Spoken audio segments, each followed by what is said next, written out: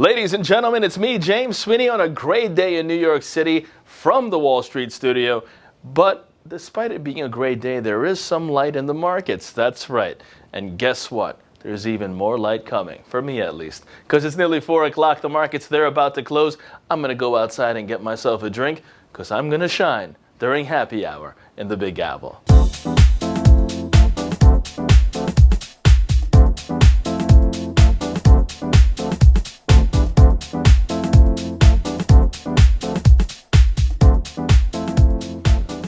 Now, U.S. stocks, they're rising this Tuesday afternoon. You heard me right, rising. This amid gains in oil and higher global markets after a sharp, very sharp, two-day sell-off. But first, let's talk about domestic data on the economic front. The final revision to U.S. first quarter GDP edging higher to 1.1%. That's good news. Also, June consumer confidence coming in at 98. That's the highest level since October versus 92.4 back in May. That's even better news.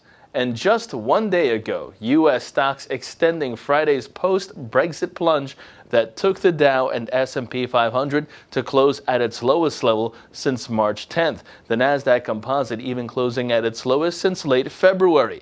Even more shocking, take this into consideration, during the last two trading days, global markets losing a record $3 trillion. This according to Howard Silverblatt of S&P Dow Jones Indices. But now we're seeing a slight recovery from those figures. Crude oil futures holding more than 2% higher, near $47.45 a barrel.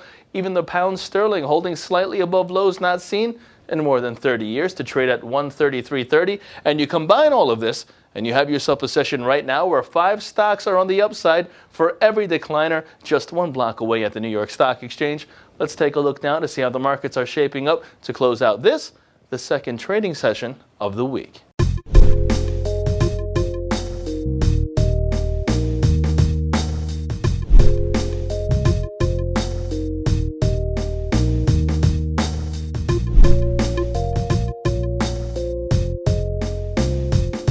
And rather than talk about corporate news, let's continue to talk about more positive news, right?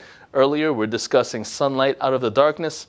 Well, literally, a country currently covered in light for most of the day continued to shine in the Euros yesterday. Iceland pulling off the major upset and dishing out England its worst tournament loss in its history. History!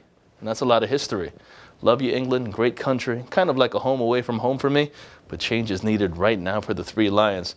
And what a fairy tale story for England. And now they're going to face France in France this Sunday. They can do it. Come on, Icemen. Come on.